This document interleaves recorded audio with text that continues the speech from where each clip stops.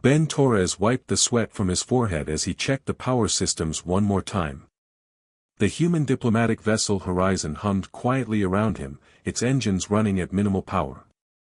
Through the small porthole in the maintenance bay, he could see the massive shape of the Valdoran flagship hanging in space like a metal moon. Just another day fixing things, Ben muttered to himself. He had been a maintenance engineer for 12 years, and this was supposed to be his biggest assignment yet. The first official meeting between humanity and the Valdoran Empire. But to Ben, it was just another job keeping machines running. The Valdorans were ancient and powerful. Their empire stretched across 50 star systems, and their technology was so advanced that human scientists could barely understand it. Most humans felt nervous about meeting them. Ben just felt curious about their engineering. Torres, get to the briefing room, came a voice over the communication system. It was Captain Ross, the leader of the human diplomatic team. We need to go over the final preparations. Ben grabbed his tool kit and walked through the narrow corridors of the Horizon. The ship was small compared to most human vessels, designed for speed and efficiency rather than comfort. Everything about it was practical, just like Ben preferred. The briefing room was crowded with diplomats, scientists, and security officers. Captain Ross stood at the front, pointing to a holographic display of the Valdoran flagship. Remember, this meeting is historic, Captain Ross said. The Valdorans have agreed to consider humanity for membership in the galactic community. We cannot make any mistakes. Dr. Kim, the lead scientist, raised her hand. What do we know about their culture? They value strength and intelligence above all else, Captain Ross replied. They have not fought a war in 300 years because no one dares challenge them. They see us as primitive newcomers who might be useful for manual labor. Ben listened quietly from the back of the room. He understood his role. While the diplomats talked politics, he would make sure all the human equipment worked properly on the alien ship. Simple and straightforward. The Valdoran Queen Zara will personally oversee our evaluation, Captain Ross continued. She is known to be fair but stern. If she decides we are not worthy, humanity will remain isolated from galactic civilization. 2 hours later, Ben found himself aboard the Valdoran flagship. The ship was enormous beyond imagination. The docking bay alone was larger than most human cities. Everything was made of smooth, silver metal that seemed to glow with its own light. The ceiling stretched so high that it disappeared into shadows. Ben carried his equipment carefully as he followed the diplomatic team through corridors that could fit 3 human ships side by side. Valdoran soldiers escorted them, tall and elegant beings with pale blue skin and large silver eyes. They wore armor that seemed to be made of liquid metal, flowing and reshaping itself as they moved. The meeting hall was a vast chamber with a throne at its center. Queen Zara sat upon it like a statue carved from starlight. She was beautiful in an otherworldly way, with flowing white hair and eyes that held the depth of space itself. When she spoke, her voice carried the authority of someone who had ruled star systems for centuries. Humans, she said, and the words seemed to echo in the chamber. You come before the Valdoran Empire seeking recognition. Tell me, what do you offer that we cannot create ourselves? Captain Ross stepped forward and began his prepared speech about human creativity, determination, and potential. Ben tuned out the formal words and focused on setting up the equipment. The human delegation had brought gifts of art, music, and literature, hoping to impress the Valdorans with human culture. Ben was connecting a power cable when the first alarm sounded. The noise was unlike anything he had ever heard. It started low and built to a piercing wail that seemed to shake the metal walls. The Valdoran soldiers immediately tensed, their hands moving to weapons that materialized from their armor. Queen Zara rose from her throne, her calm demeanor replaced by something Ben had never expected to see on an alien face, fear. Devourers, she whispered, and the word sent a chill through the chamber. Through the massive windows, Ben could see ships in the distance. But these were not normal ships. They moved like living things, twisting and pulsing as they flew. Their hulls seemed to be made of black metal that absorbed light, making them look like holes in space itself. All military units to battle stations, Queen Zara commanded. Begin immediate evacuation of civilian sections. The human delegation stood frozen, unsure what was happening. Captain Ross approached Queen Zara. Your Majesty, what are these devourers? Ancient machines that consume technology, she replied, her voice tight with worry. They have been dormant for 1,000 years. If they have awakened, it means they sense something worth consuming. Through the windows, Ben watched as the Valdoran fleet moved to intercept the attacking ships. The Valdoran vessels were sleek and graceful, their weapons lighting up space with beams of energy that could vaporize planets. But when their attacks hit the Devourer's ships, something impossible happened. The enemy vessels absorbed the energy and grew larger. Their adaptive matrix is evolving, reported a Valdoran officer. They are becoming immune to our weapons. Queen Zara's expression darkened. How many ships do they have? Sensors detect 300 vessels, but the number is increasing. They appear to be converting our destroyed ships into new units. Ben felt his blood turn cold. He had seen enough engineering failures to recognize a losing battle. The Valdorans were facing an enemy that turned their own strength against them. The battle raged for 2 hours. Ben watched from the observation deck as one by one, the mighty Valdoran warships fell silent. Each destroyed vessel was consumed by the Devourers, who used the metal and technology to build more of themselves. The empire that had conquered 50 star systems was being systematically dismantled. Evacuation order for all non-essential personnel, announced a Valdoran voice over the communication system. Report to escape pods immediately. The human delegation was quickly escorted to their ship. Ben grabbed his equipment and followed, but as they moved through the corridors, he noticed something that made him stop. In a side passage, he saw a group of Valdoran children huddled together, crying. They looked lost and abandoned, their adult guardians nowhere to be seen. Ben counted 12 of them, the oldest maybe 16 years old, the youngest barely walking. Torres, move it, shouted Captain Ross from ahead. Ben looked at the children, then at his departing team. Go ahead. I will catch up. He approached the children carefully. When they saw him, they pressed together in fear.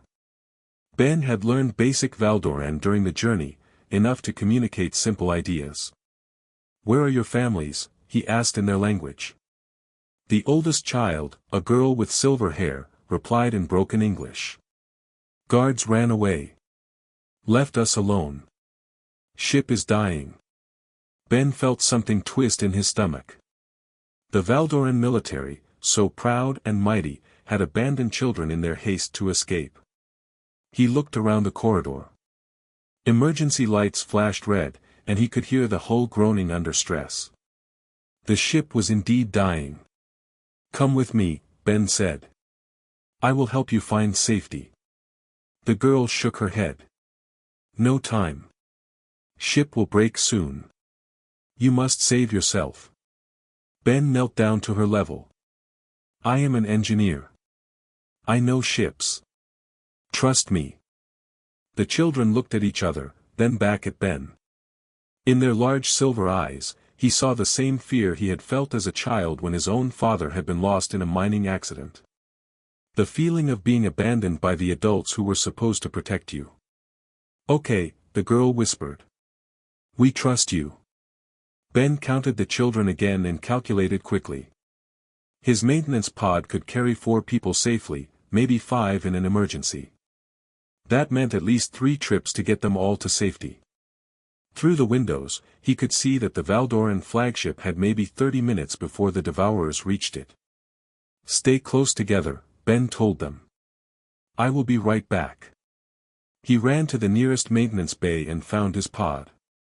It was a simple vehicle, designed for repairs and short-distance travel. Nothing fancy, just reliable human engineering.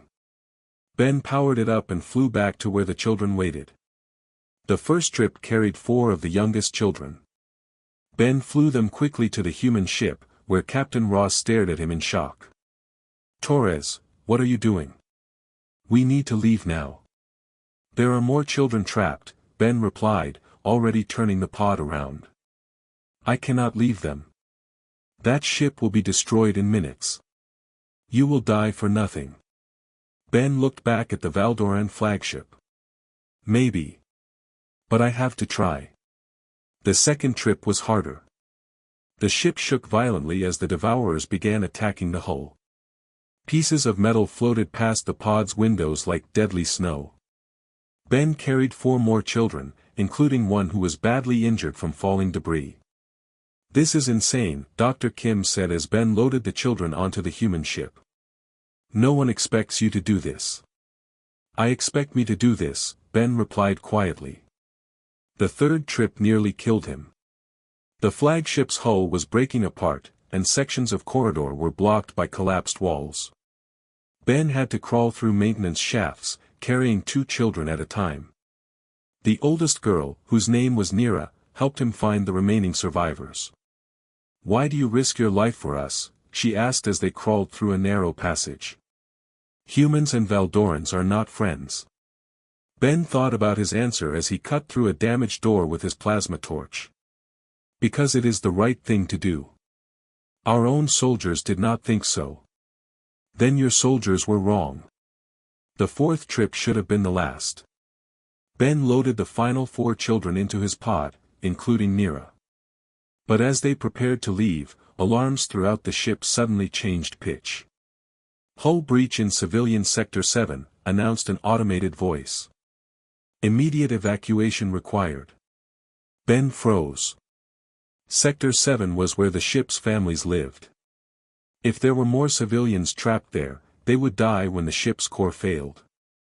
"Go," Nira said firmly. "Save them too." Ben looked at her, this brave alien child who had every reason to hate the adults who had abandoned her, yet still wanted him to save others.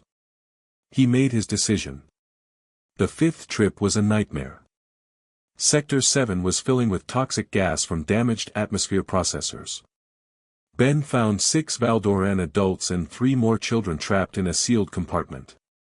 They were Queen Zara's personal staff, including her youngest cousin, a boy named Dex who could not have been more than 8 years old. "The Queen," gasped one of the adults. "Is she safe?"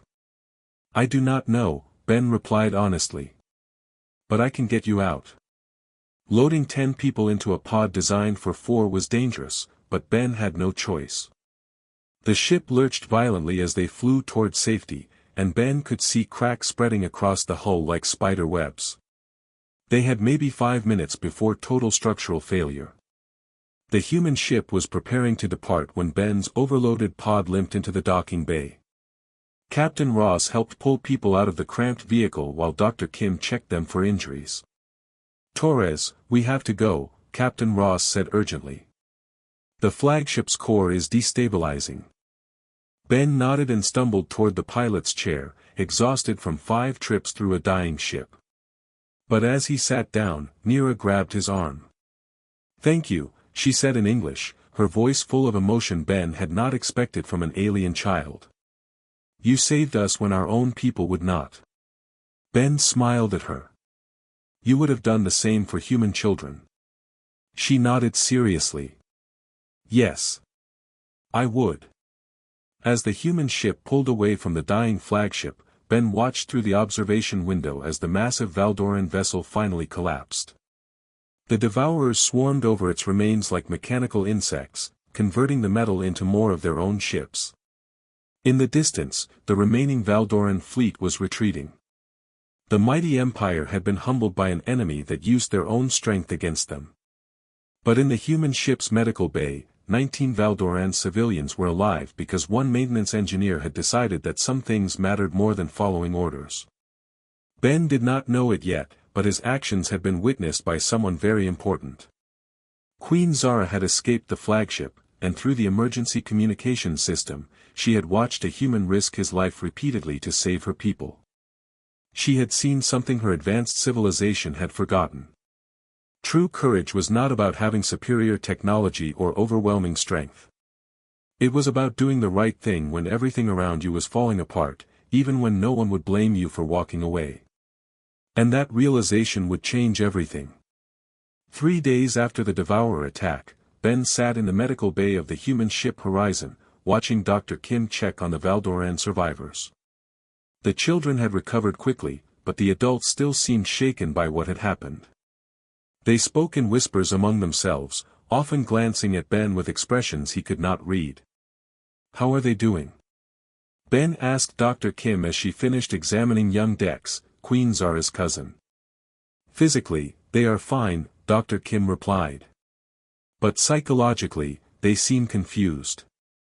They keep asking about you." "What kind of questions?" "Why you saved them. Whether all humans would do the same. They seem to think your actions were impossible." Ben frowned. "Impossible? I just did what anyone would do." Mira, the silver-haired girl who had become the spokesperson for the children, overheard them talking. She approached Ben with careful steps, as if he might disappear if she moved too quickly. "Ben Torres," she said in her improving English. "May I ask you something?" "Of course. In Valdoran culture, we have stories of ancient heroes. Warriors who fought impossible battles and saved their people. But these are just stories from long ago. We thought such people did not exist anymore." Ben sat down so he could look Nira in the eye. "What do you mean?" "Our society became very safe. We have machines that do dangerous work. We have medicine that prevents death. We have weapons that destroy enemies from far away. No Valdoran has risked their life to save strangers for 300 years. The words hit Ben like a cold wind. "What about your soldiers? Your rescue teams?" "Soldiers fight from safe distances using robots. Rescue teams only help people if the risk is low. When the Devourers attacked, everyone followed safety protocols. Save yourself first, then save others if possible." Ben thought about the abandoned children, the fleeing guards, the empty corridors where families had been left behind. "That is why you were alone." Nira nodded sadly. The guards calculated that saving 9 children was not worth risking one adult life. They were following proper Valdoran procedure. Dr. Kim and Ben exchanged looks. The human doctor shook her head in disbelief. "So when Ben went back for you, he was doing something no Valdoran would do?" "Not just would not do," Nira corrected. "Could not do. Our people have forgotten how to choose others over themselves. We thought such behavior was extinct." That evening, Captain Ross called Ben to the bridge. Through the main view screen, Ben could see a new Valdoran ship approaching. This vessel was different from the others, smaller but more elegant, with flowing lines that made it look like a work of art. "That is Queen Zara's personal ship," Captain Ross explained. "She wants to speak with you directly." Ben felt his stomach tighten. "With me? Why not with you? You are the diplomat." She specifically requested the engineer who saved her people. "Apparently, word of your actions has spread throughout what remains of their fleet." An hour later, Ben found himself in the Horizon's main conference room, facing Queen Zara across a holographic communication link. Even through the projection, her presence filled the room. Her silver eyes seemed to look directly into his soul. "Ben Torres," she said, and her voice carried a warmth that surprised him. "I have seen the recordings of your actions aboard my flagship. I have spoken with the civilians you saved. I have heard their accounts of your courage." Ben shifted uncomfortably in his chair. "I just did what needed to be done, Your Majesty." "No," Queen Zara replied firmly. "You did something that should have been impossible. In 300 years of peace and prosperity, my people have forgotten what true courage looks like. You reminded us." She leaned forward, and Ben could see something in her expression that looked almost like wonder. "Tell me, Ben Torres, what drove you to risk your life for strangers? What human instinct compelled you to save Valdoran children when our own guards would not?" Ben thought carefully before answering. He knew his words were being recorded, probably analyzed by Valdoran scientists trying to understand human behavior. "Where I come from, we have a saying," Ben began. "We are only as strong as our weakest member. If we let children suffer when we can help them, we become weaker as people. It does not matter if they are human children or Valdoran children. Children are the future." Queen Zara was quiet for a long moment. When she spoke again, her voice was softer. "My people have lost that wisdom. We became so focused on individual survival and advancement that we forgot about collective responsibility. Your actions have caused great discussion among my advisors." "What kind of discussion?" "Some believe that humans possess a valuable trait that Valdorans have lost. Others think your behavior was simply primitive and illogical. But I have made my own decision about humanity." Ben waited, unsure what was coming next. "I am formally inviting the human delegation to the Valdoran capital world of Astra. You will be honored as heroes who saved Valdoran lives when we could not save ourselves. More importantly, you will help us remember what we have forgotten." Captain Ross stepped forward. "Your Majesty, we are honored by your invitation. When would you like us to arrive?" Queen Zara's eyes remained fixed on Ben. "I am particularly interested in Ben Torres joining us. His actions have inspired changes in Valdoran society that I believe could be beneficial for both our peoples." 2 weeks later, Ben stood on the surface of Astra, looking up at a city that seemed to grow from crystal and light. Spires reached toward the sky like frozen music, and vehicles floated silently between them. Everything was beautiful, perfect, and somehow cold despite its elegance. The Valdoran capital was a testament to their technological mastery, but Ben noticed something troubling. The streets were nearly empty. Citizens moved quickly from building to building, avoiding contact with strangers. Children were never seen outside, kept safely indoors where nothing could harm them. "It is magnificent," Dr. Kim said as they walked through the city center with their Valdoran escort. "It is lonely," Ben replied quietly. Their guide, a Valdoran official named Keeper Thane, overheard the comment. "Loneliness is a small price for safety and efficiency. Our society has eliminated most forms of suffering. But you have also eliminated most forms of growth," Ben observed. "Courage comes from facing danger. Compassion comes from seeing suffering. How do you develop these qualities in a world without risk?" Keeper Thane looked puzzled. "Why would we want to develop such qualities? They lead to inefficient decision-making." That evening, Ben was taken to the royal palace for a private dinner with Queen Zara. The palace was as beautiful as the rest of the city, but Ben found it oddly depressing. Everything was perfect, sterile, without the comfortable imperfections that made human spaces feel alive. Queen Zara greeted him in a dining hall that could have seated 1,000 people, though only 2 places were set at a small table in the center. She had changed from her formal robes into simpler clothing, and Ben was surprised to discover that she looked younger and more vulnerable without the symbols of power. "Thank you for coming to Astra," she said as servants brought plates of food that looked like art projects. "I know this must be overwhelming for a human." "It is beautiful," Ben replied honestly. "But it feels empty." Queen Zara smiled sadly. "You see clearly. This is the cost of our advancement. We have created a perfect society, but we have lost the imperfect qualities that make life meaningful." They ate in comfortable silence for a while, both lost in their own thoughts. Finally, Queen Zara set down her utensils and looked directly at Ben. "I have been thinking about what happened during the Devourer attack. My military advisors have analyzed your actions and concluded that they were tactically unsound. You should have been killed." "But I was not," Ben pointed out. "No, you were not. And 19 of my people are alive because you ignored sound tactical thinking in favor of something else. Something my people have forgotten." She stood and walked to a window that looked out over the Crystal City. "Ben Torres, I am going to say something that will shock you. It may also shock both our peoples." Ben felt a chill run down his spine. "What is it, Your Majesty. Queen Zara turned to face him, and in her silver eyes, Ben saw a determination that reminded him of the moment he had decided to go back for the children. I wish to marry you. The words hit Ben like a physical blow. He stared at her, certain he had misunderstood. I am sorry, what? According to ancient Valdoran law, the crown must be offered to the individual who best embodies the virtues our empire needs most. For 3 centuries, that individual has always been another Valdoran noble.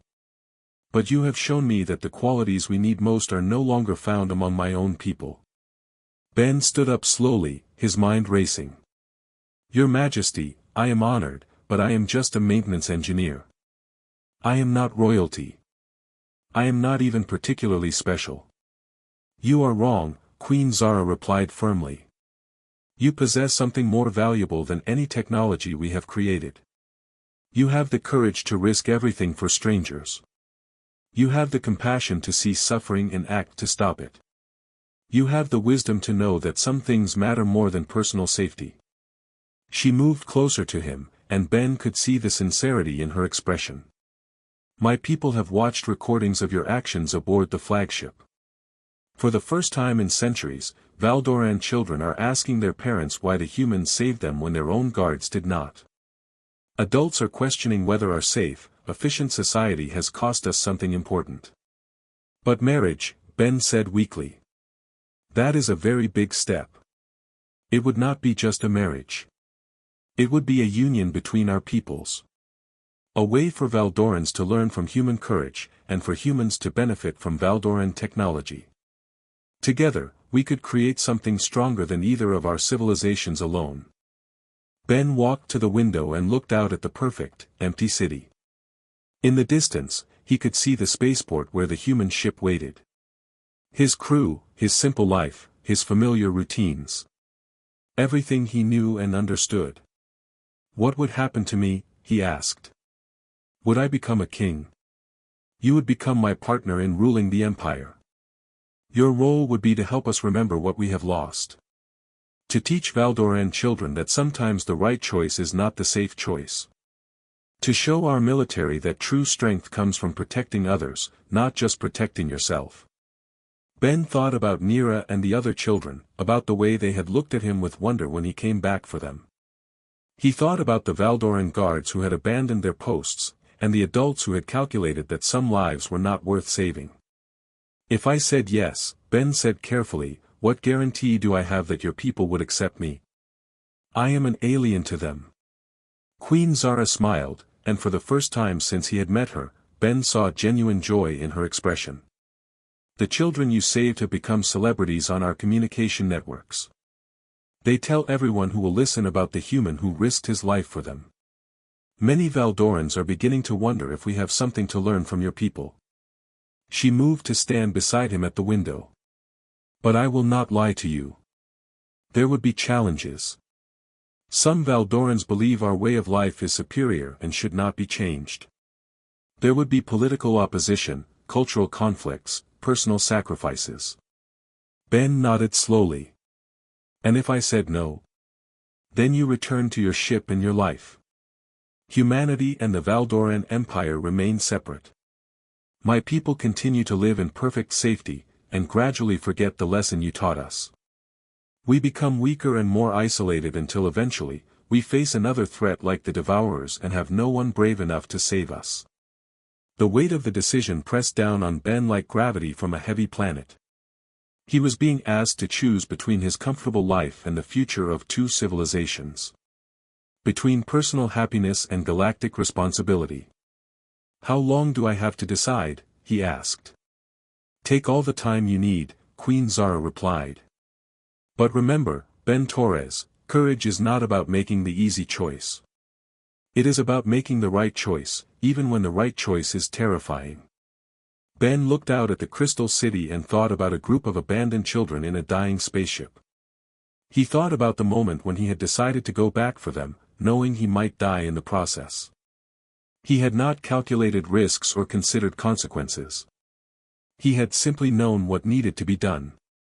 Now, facing the most important decision of his life, Ben realized that some things had not changed. Once again, he knew what needed to be done. Once again, the right choice was not the easy choice. But as he had learned aboard the Valdoran flagship, sometimes the most terrifying decisions led to the most important victories. Ben turned to Queen Zara and saw his future written in her silver eyes. Two civilizations, waiting to learn from each other. Children growing up with both courage and wisdom. A galaxy where strength meant protecting others, not just protecting yourself. Your Majesty, Ben said quietly, I accept your proposal. And in that moment, the maintenance engineer who had saved 19 lives became the man who would help save 2 civilizations.